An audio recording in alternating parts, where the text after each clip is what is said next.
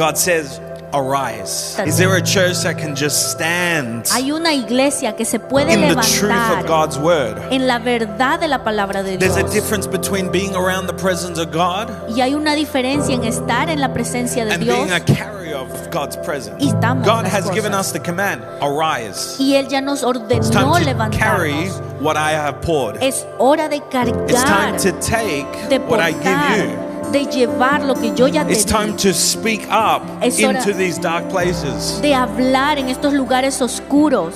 And maybe right now you need to speak into your situations. Y tal vez You ahora need to tienes que speak hablar. life in those areas. The enemy is always going to be content and happy if you stay exactly where you've been. Porque el enemigo siempre va a estar contento si te quedas ahí donde estás. He will make sure you stay seated. He will make sure you stay quiet. He will make sure that you feel less of what God has called you Y Él to se do.